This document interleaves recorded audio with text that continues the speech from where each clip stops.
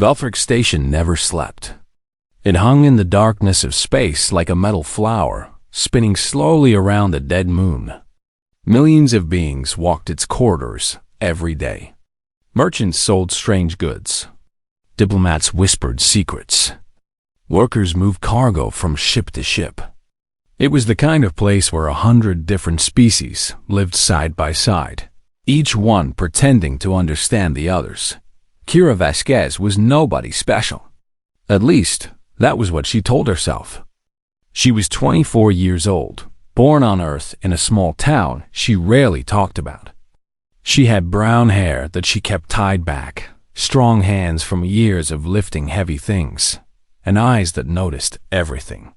She worked as a cargo hauler on the station. It was not exciting work. She loaded boxes.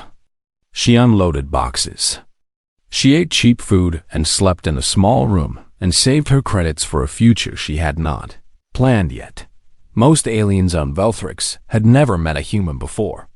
They had heard stories, of course. Everyone had heard stories. But humans were rare this far from Earth. Kira was one of only 12 on the entire station. She kept to herself. She did not cause trouble. She was just another worker in the endless crowd. Lord Raxus Talshin was the opposite of nobody. He was the youngest son of High Merchant Talshin, one of the richest Silurians in the galaxy. The Silurians were a proud species. They had blue skin that shimmered like water, tall bodies that moved with natural grace, and the belief that the universe had made them superior to everyone else. They sat near the top of the Galactic Concord's social order. They expected respect. They demanded it. Raxus had never been told no. He had never faced punishment for anything. His father's money made problems disappear. His family name opened every door. He walked through life believing that other beings existed to serve him, and nobody had ever proven him wrong. On this particular day, Raxus was drunk. He had spent the afternoon in an expensive bar, drinking fermented starbloom with his friends. The drink made his head feel light and his temper feel heavy. He laughed too loud. He spoke too harsh. His companions, 3 young Silurians who followed him everywhere, encouraged his worst behavior. They always did. The market corridor was crowded when Raxus decided to walk through it. Beings of all shapes and sizes filled the space. Vendors called out prices. Children ran between legs. The smell of 100 different foods mixed in the recycled air. Raxus pushed through the crowd without care. Lesser beings would move for him. They always did. Kira was walking the other direction. She had just finished a long shift and wanted only to buy some food and go to her room. She was tired. Her shoulders hurt. She was thinking about nothing important when someone bumped into her hard. She stumbled but did not fall. When she looked up, she saw a tall Silurian staring down at her. His blue skin was flushed darker from alcohol. His eyes were narrow with annoyance. Behind him, 3 others watched with cruel smiles. "Watch where you walk, creature," Raxus said. His voice was loud enough for everyone nearby to hear. Kira said nothing. She did not bow. She did not apologize. She simply stepped to the side and tried to continue walking. This was her mistake. Or rather, this was what Raxus decided was her mistake. "I am speaking to you," he said. His hand shot out and grabbed her arm. His grip was tight. When a Talshin speaks, you listen. You bow. You beg forgiveness. Kira looked at his hand on her arm. Then she looked at his face. "Let go," she said. Her voice was calm, flat, like she was discussing the weather. Raxus felt something strange in that moment. Something he could not name. Her eyes held no fear. No submission, no recognition of his importance. She looked at him like he was an insect that had landed on her food. His friends were watching. Other beings in the crowd were watching. He could not let this stand. He released her arm and struck her across the face. The blow was hard. His hand was large and strong. Kira's head snapped to the side. Her lips split. Blood, red and bright, ran down her chin. The crowd went silent. Vraxis smiled. This was the natural order. This was how things should be. The creature would cry now. She would fall to her knees and beg. They always did. Kira did not cry. She did not fall. She slowly turned her head back to face him. She raised one hand and touched her lip.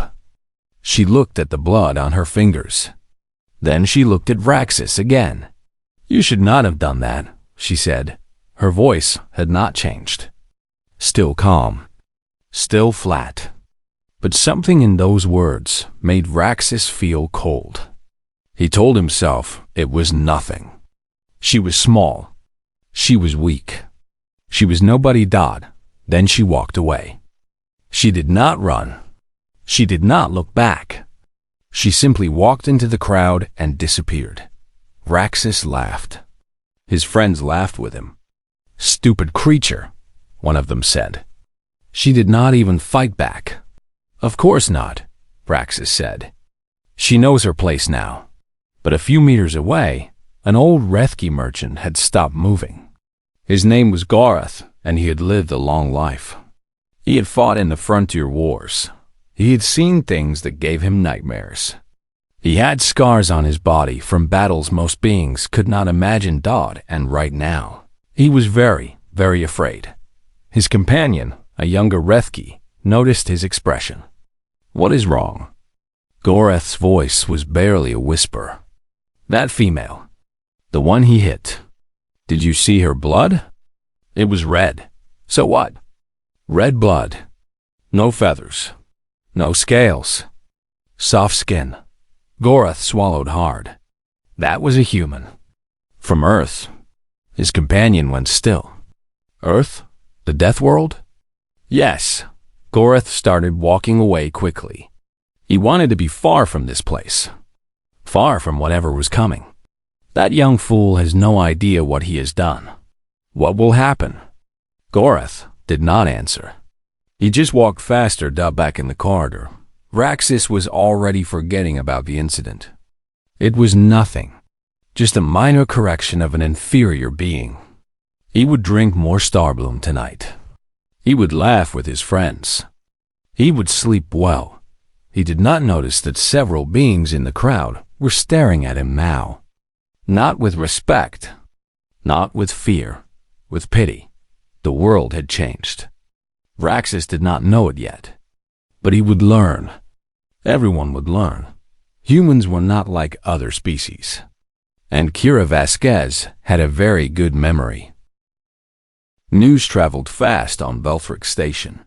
By the time Vraxis returned to his expensive quarters, half the station already knew what had happened. By morning, everyone knew. But the story had changed as it moved from mouth to mouth, from mind to mind. It had grown into something larger, something more frightening. A Silurian lord struck a Terran, a human, a child of the Deathworld. Different species reacted in different ways. The Morvathi were the first to act. They were insectoid beings with hive minds, each colony sharing thoughts and memories. They were careful creatures. They calculated risks. They did not like surprises. Within hours of hearing the news, the Morvathi trade delegation began quietly packing their belongings. They did not announce their departure. They simply started moving their people toward their ships.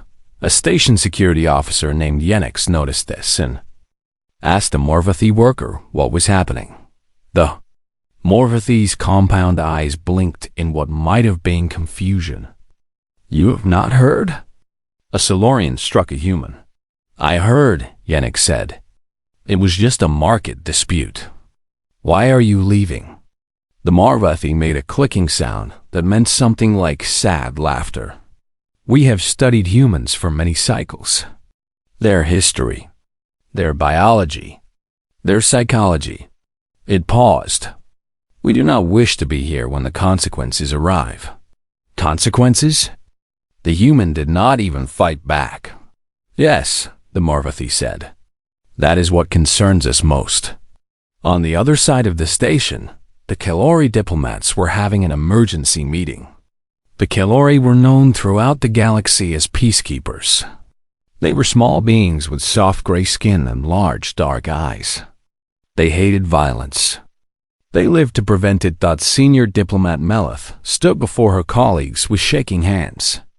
We must contact the Terran embassy immediately. We must offer mediation.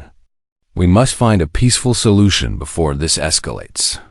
Before what escalates? A younger diplomat asked. Nothing has happened. Nothing has happened yet, Melith corrected. The human filed no complaint. She made no threats. She simply walked away. Then why are we worried? Melith pulled up a holographic display. It showed historical data, charts, numbers, images that made several diplomats look away. In the last 200 years, there have been 47 documented incidents where a human was attacked by another species. In 43 of those cases, the human responded with immediate violence. Quick, brutal, final. And the other 4 cases? Melith's voice dropped. In those 4 cases, the human walked away without responding. Just like yesterday. She changed the display. In all 4 cases, the attacker's life was destroyed within 1 standard year. Not through violence. Through other means. Economic ruin. Social isolation. Professional destruction. The humans never touched them again. They did not need to. The room was silent. Humans call it many things, Melith continued. Playing the long game. Living rent-free in someone's head. Watching someone destroy themselves. She turned off the display. They are patient predators. They do not need to kill you quickly. They are happy to watch you suffer slowly. The younger diplomat looked sick. What do? We try to help. We offer peace. And we hope the human accepts. Meanwhile, in the lower sections of the station, a different kind of reaction was happening. Mercenary crews gathered in their favorite bars, drinking and talking loudly. I give the Solarian 3 days, a Skardvorn said. The human will kill him before the week ends. No, his companion argued. Humans are clever. She will wait longer. Make him paranoid first. I heard humans can track prey for days without stopping. They do not get tired. I heard they drink poison for fun, just to see if it kills them. I heard they keep apex predators as pets. They sleep next to things that could eat them. The rumors grew wilder with each drink. But underneath the wild stories, there was real fear. Everyone was watching. Everyone was waiting. In the security center, Chief Morinth reviewed the footage for the 5th time. Morinth was Kathrani, a species with 4 arms and skin like rough leather.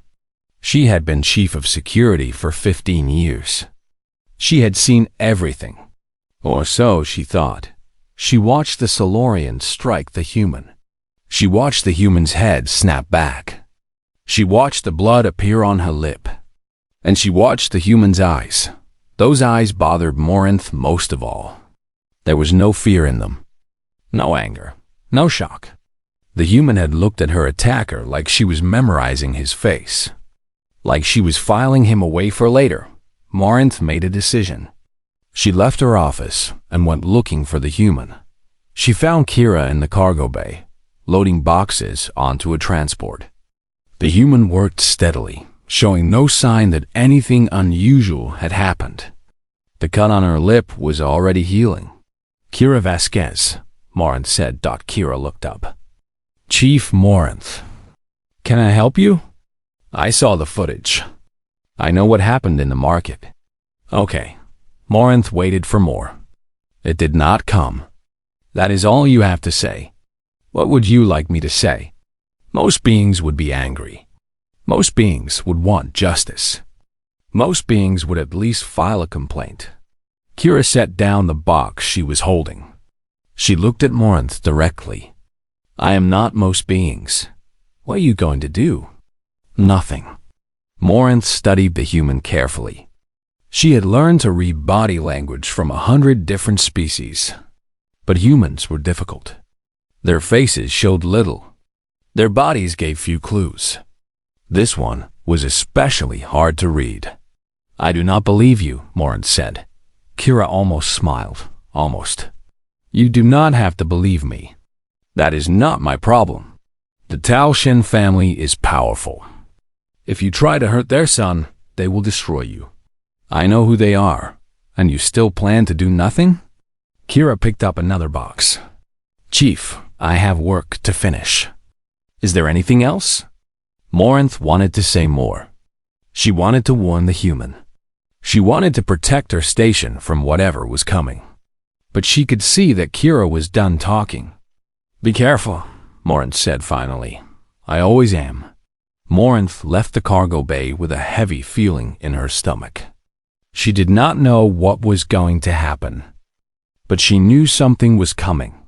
The whole station could feel it. That night, Vraxis threw a party in his quarters. He drank expensive wine. He laughed with his friends. He told the story of the stupid creature he had put in her place. He did not notice that some of his usual guests had not come. He did not notice that his servants seemed nervous. He did not notice that his father had tried to contact him 3 times. He slept well that night. It would be one of his last peaceful nights for a very long time. Across the station, Kira Vasquez also slept. But before she closed her eyes, she pulled up a holographic display on her small computer.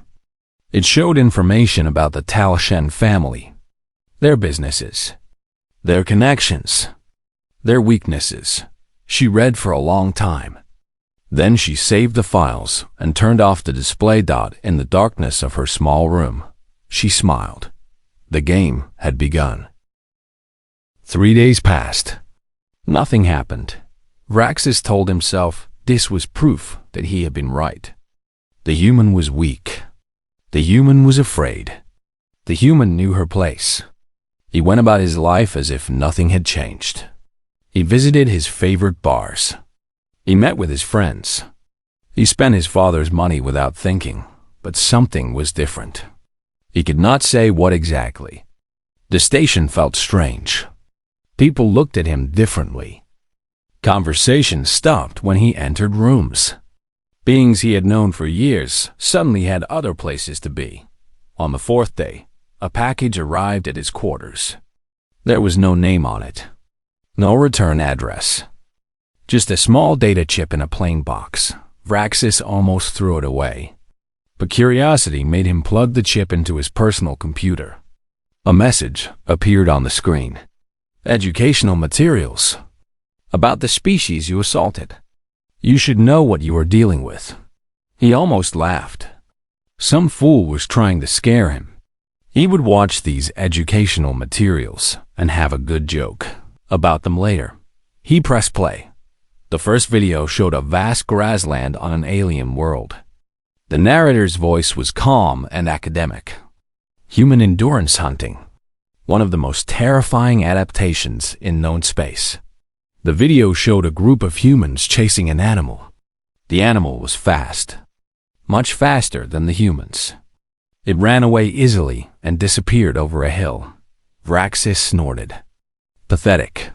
But the video continued. The humans did not stop. They walked steadily in the direction the animal had gone. The sun moved across the sky. Hours passed. The humans kept walking. The video cut forward. The animal was running again, but slower now. It was tired. The humans were still coming, still walking. Their faces showed no exhaustion, no pain, just calm focus. More hours passed.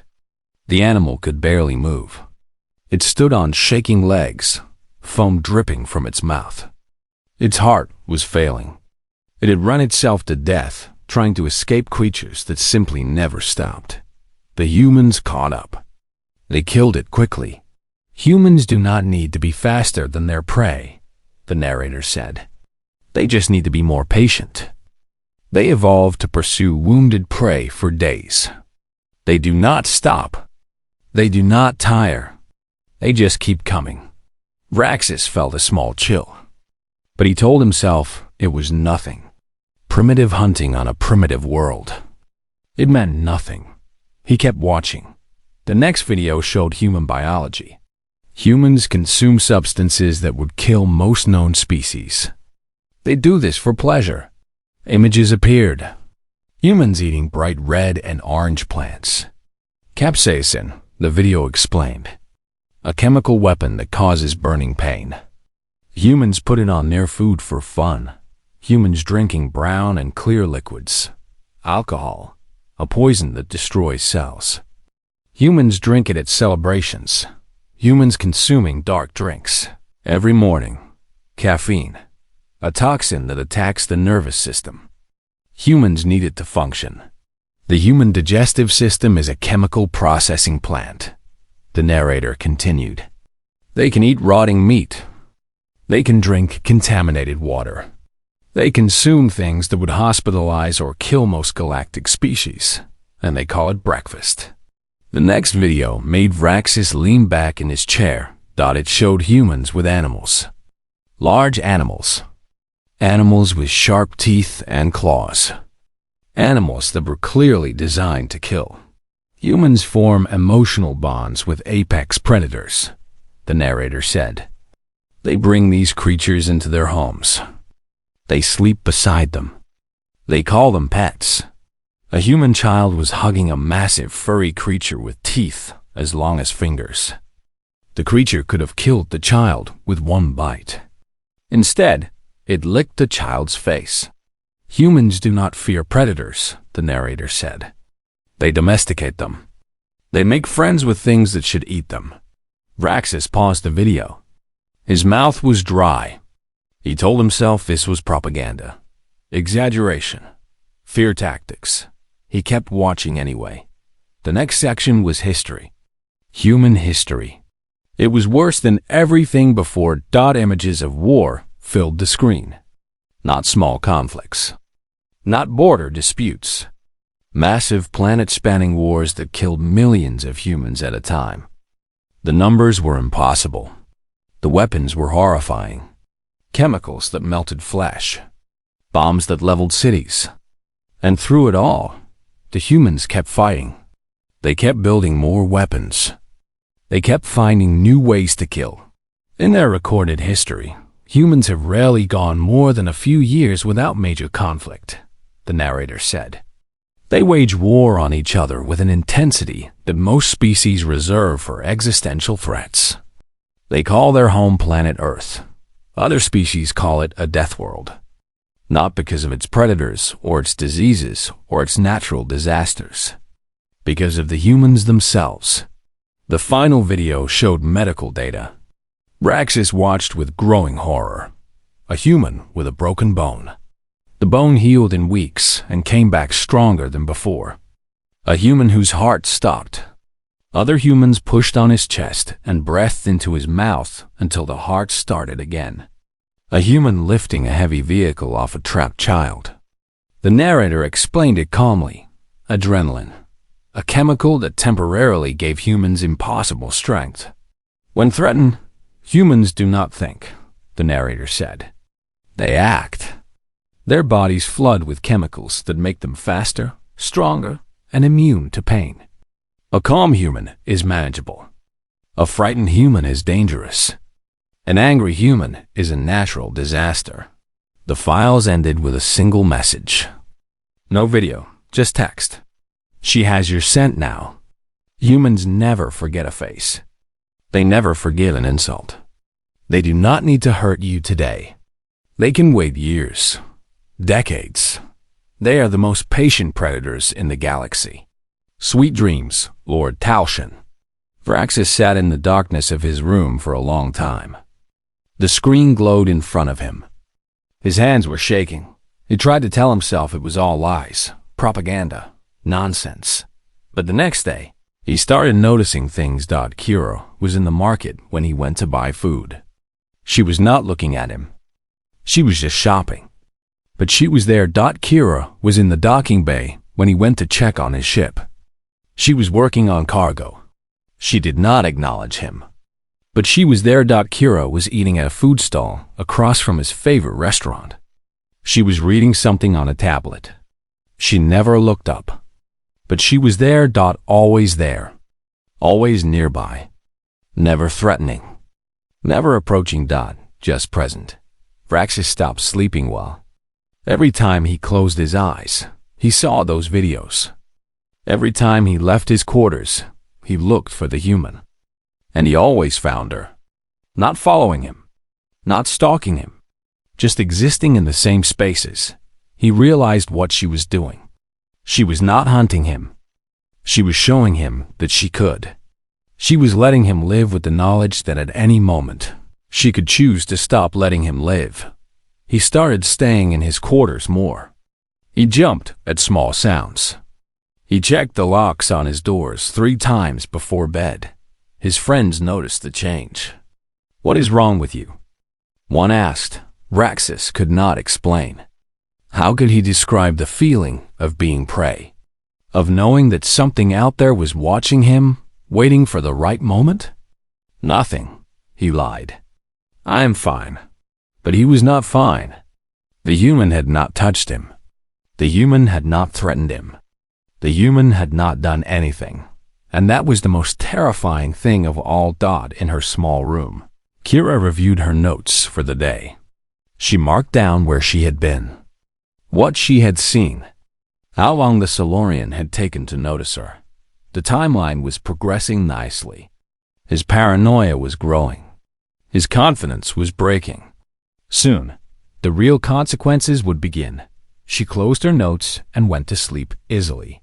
Patience was a human virtue, and Kira had plenty of it. The call from home came on a gray morning. Vraxis was lying in bed, staring at the ceiling when his communication panel flashed with an urgent alert. The code was from his family estate. From his father. He answered immediately. High Merchant Talshin appeared on the screen. He was old. His blue skin faded to a pale shade, but his eyes were sharp as knives. And right now, those eyes burned with fury. "Father," Vraxis began, "I was going to call you." Silence. The word cut through the air like ice. "Do you have any idea what you have done?" "I corrected an inferior being who showed me disrespect." "It was nothing. Nothing?" His father's voice rose. "You call the destruction of our family's future nothing?" Vraxis felt his stomach drop. "What are you talking about?" His father's hand shook as he held up a datapad. "The Terran Shipping Consortium. Do you know them? They handle 30% of our cargo routes. Yesterday, they informed me that they are reconsidering our contract." "Reconsidering? Why?" "They did not say why. They did not make accusations. They did not demand anything. They simply said they were reviewing their partnerships and would contact us when they made a decision." His father's eyes narrowed. 3 hours later, I received similar messages from 2 more human-owned companies, and one from a Kilori firm that does heavy business with Terran worlds. Vraxis opened his mouth but could not find words. "It gets worse," his father continued. "Our competitors smell blood. The Voss family has already started approaching our partners. They are offering better rates, faster delivery, exclusive deals. They are circling us like predators around wounded prey. This is impossible. The human is just a cargo worker. She has no power.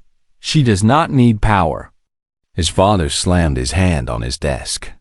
"She only needed to be human. Word of what you did has spread across 12 systems. Every species that does business with Terrans has heard the story. And they are all watching to see what happens next. What happens next is nothing. I am a Talshin. Our family built its wealth on reputation, on relationships, on trust. His father's voice became quiet, which was somehow worse than the shouting. You destroyed all of that with one stupid blow to a girl's face. Vraxis felt the world tilting around him. This was not possible. He was the victim here. The human had disrespected him. He had done what any noble would do. What do I do? He asked. His voice sounded small even to his own ears. You apologize. Publicly. You make a show of regret so great that even the humans might believe it. You save what little of our reputation remains. His father paused. And then you come home. I am sending a ship. You are done on Velthrix. The screen went dark. Vraxis sat in the silence of his room for hours. His mind raced through possibilities. His hands opened and closed without purpose. Everything he had known about his place in the universe was crumbling. He decided to apologize. Not because he was sorry, but because he had no other choice.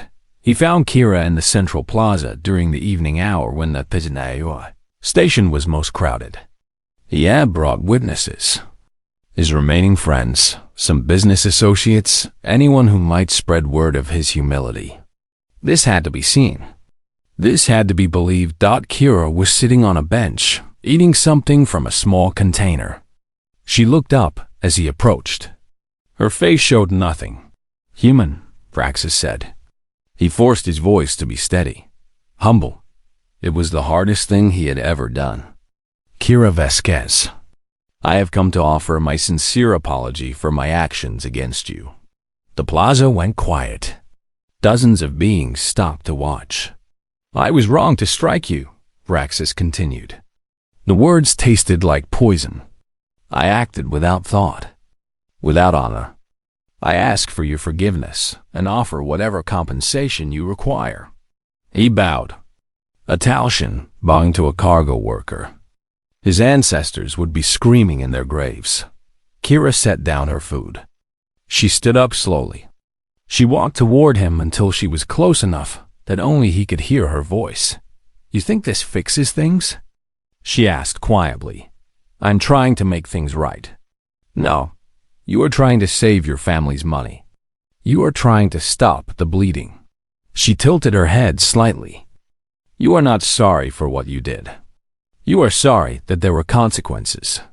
Vraxis felt sweat forming on his skin. What do you want from me? Nothing? Nothing? Then why are you doing this? Why are you destroying my life? Kira's eyes met his. There was no anger in them. No hatred. Just something cold and patient and utterly without mercy. I am not destroying your life, she said. I have not done anything to you. I have not filed complaints. I have not spoken to your business partners. I have not told anyone to stop working with your family. She paused. Other people made those choices because they watched what you did to me and decided they did not want to be next. Then what do you want? Kira was quiet for a moment. When she spoke, her voice was soft enough that Vraxis had to lean in to hear. I want you to remember this feeling for the rest of your life. I want you to wake up every morning knowing that a human could have destroyed you but chose not to. I want you to look in the mirror and see the face of someone who was beaten by a cargo worker without her ever throwing a punch. She stepped back. That is enough for me. She walked away. The crowd parted for her like water around a stone. She did not look back. Vraxis stood alone in the center of the plaza. Beings stared at him, some with curiosity, some with contempt, some with pity. He had not been hit. He had not been threatened. He had not been hurt in any way that left marks. But everyone watching knew the truth. He had been completely, utterly defeated. His friends did not approach him. His business associates suddenly had other places to be. He walked back to his quarters alone, through corridors that seemed darker than before. His ship arrived 2 days later. He boarded it without ceremony. No one came to say goodbye. His quarters were emptied and reassigned before his ship even left the docking bay. The Talshan family lost 4 major contracts that month. Then 6 more the month after. They survived, but they were wounded. The other trading families moved in like sharks. Within a year, the Talsham would fall from the top tier of merchants to somewhere in the middle. Still wealthy, still powerful, but reduced, humbled. Raxus was sent to manage a mining outpost in the Outer Reach. It was not exile. His father insisted. It was an opportunity to prove himself. But everyone knew the truth. He was being hidden, removed from sight until the shame faded. On Velthric Station, life continued. The cargo moved. The merchants traded. The diplomats whispered dot, and Kira Vasquez went back to work. She loaded boxes. She unloaded boxes. She ate cheap food and slept in her small room. Nothing had changed about her routine, but everything had changed about how others saw her. She was still nobody special. She still kept to herself. But now, when beings passed her in the corridors, they nodded with respect. When she entered a room, conversations continued without fear. She had proven something. Not with violence, not with threats, just with patience and presence and the weight of her species' reputation. Humans were dangerous. Everyone knew that dot, but now they understood why. And that understanding would ripple outward for years to come. 6 months passed like water through fingers. On the far side of the galaxy, a Kalori classroom fell silent as Professor Melith activated her holographic display. 20 young diplomats sat before her, their large dark eyes focused on the images appearing in the air. Today we will discuss the Velthrix incident, Melith said. Some of you may have heard of it. A minor noble struck a human worker. The human did not retaliate. And yet the noble's life was effectively destroyed within weeks. She brought up images. The market corridor. The moment of the strike. The blood on the human's lip. This incident has become required study for all diplomatic students, Melith continued. Not because of what happened, but because of what did not happen. A student raised her hand.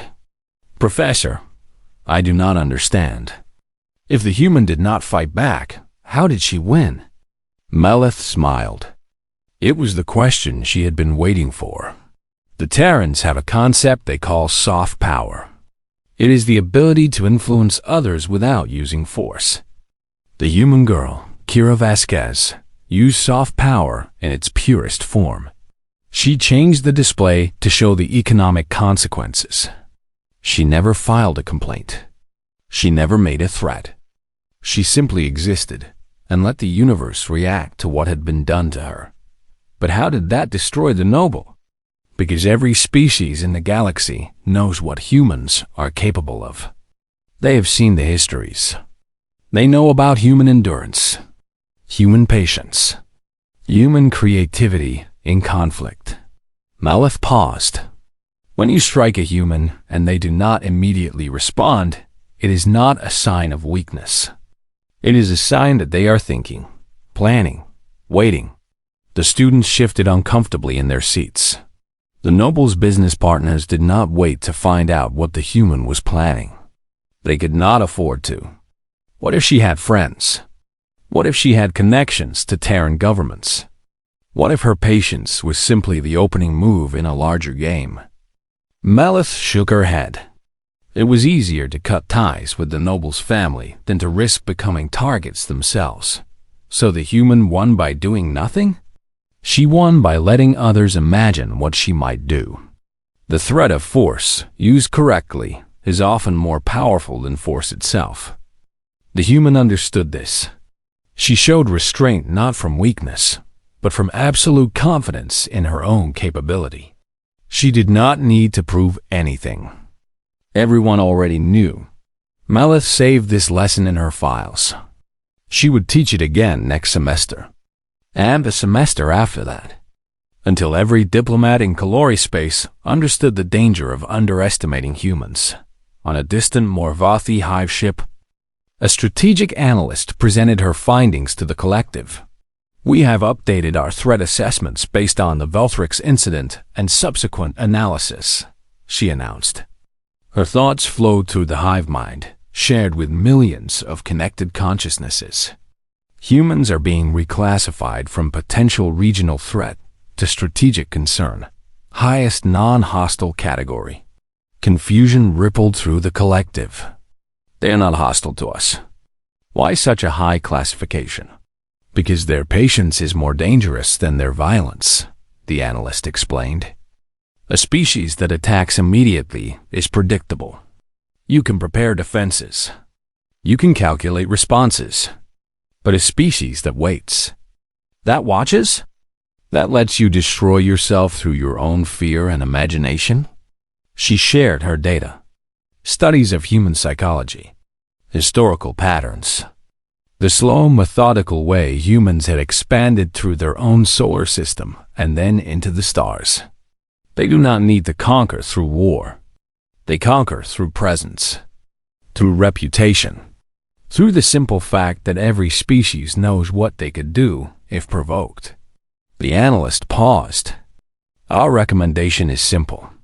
Do not provoke them, ever, under any circumstances.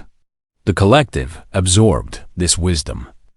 It would become part of their shared memory, passed down through generations of Morvathi. A warning encoded in their very genes, on the outer reach. On a barren mining world where the sky was always gray.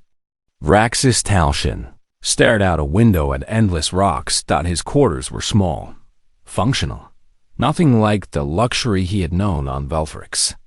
He had been here for 5 months now, managing ore shipments and worker schedules and the 1,000 boring details of an operation nobody cared about. He thought about the human girl every day. He remembered the blood on her lip, the calm in her eyes, the way she had smiled at the end, just before she walked away. That smile haunted him more than anything else. It had not been cruel. It had not been triumphant. It had been pitying. She had looked at him, the way you might look at a child who had touched something hot and learned a painful lesson. Not with anger, not with satisfaction, just with quiet understanding that he had brought this on himself. He hated that pity more than he could have hated any violence. Some nights, he dreamed about what might have happened if she had attacked him. If she had fought back. At least then, he would have been a victim. At least then he could have claimed injury and demanded justice. But she had given him nothing to fight against. Nothing to blame. Nothing but his own actions and their natural consequences. He was beginning to understand that this was the point. Back on Velthrix Station, life had moved on. New scandals had replaced old ones. New dramas occupied the gossip networks. The Talshan incident was becoming history, filed away in diplomatic archives and academic databases. Kira Vasquez still worked in the cargo base. She had been offered promotions, better jobs, even a position with a Terran trading company that had heard about what happened. She had turned them all down. She liked her work. She liked the simplicity of it. Load boxes, unload boxes, go home, sleep, repeat. But things were different now. People talked to her more. Aliens who had once avoided humans now stopped to chat. A Refki merchant brought her food sometimes, small gifts of gratitude for reasons he never quite explained. A Morvathi researcher asked if she would consent to an interview about human psychology, which she politely declined. She had made friends. Real friends, for the first time since leaving Earth. One evening, she was walking through the recreation level when a small voice called out to her. "Excuse me? Are you the human?" She turned. A young Refki child stood there, barely reaching her waist. His feathers were the bright colors of youth, not yet faded by age and experience. "I am a human," Kira said. "Is there something you need?" The child looked up at her with wide eyes. "My teacher told us about your planet. She said it tries to kill you." Kira crouched down to be at his level. "That is true. Earth is dangerous." She said there are animals that can eat you, and plants that can poison you, and the weather can destroy whole cities. Also true. The child's head tilted in confusion. And you just live there anyway? Kira smiled. It was a real smile, warm and genuine. We do more than live there. We thrive. We build cities and grow food and raise families. We make music and art and science. We laugh and cry and love. But how? If everything is trying to kill you? Because humans are stubborn. Kira reached out and gently touched the child's feathers. We do not give up. We do not stop trying. No matter what the universe throws at us, we adapt and survive and keep going forward. The child stared at her with something between wonder and terror. Kira stood up. Do not be afraid of humans, little one. We are only dangerous to those who try to hurt us first. To everyone else, we are just people. Strange people from a strange world. But people all the same. She walked away, leaving the child to think about her words. The station continued its eternal rotation around the dead moon. Ships came and went. Deals were made and broken. Species mingled and separated and mingled again. And somewhere in the endless crowd, a human woman loaded cargo and ate cheap food and slept in a small room. She was nobody special. Just another worker in the vast machine of galactic commerce. But she had changed the universe in her small way. She had taught a lesson that would echo through generations. She had shown that strength was not always about violence. That victory did not require destruction. That sometimes the most powerful thing you could do was simply refuse to become what your enemies expected. The galaxy was vast and strange, and full of wonders, and humans were part of it now. Not as conquerors, not as victims, just as themselves. Patient, enduring, unbreakable. Exactly as they had always been. In her small room that night, Kira looked at a photograph on her wall. It showed Earth from space. Blue oceans, white clouds, green continents. The Deathworld that had created her. She touched the image gently. We are still here, she whispered to no one. We will always be here. Then she turned off the lights and slept peacefully, dreaming of home. Outside her window, the stars burned on forever.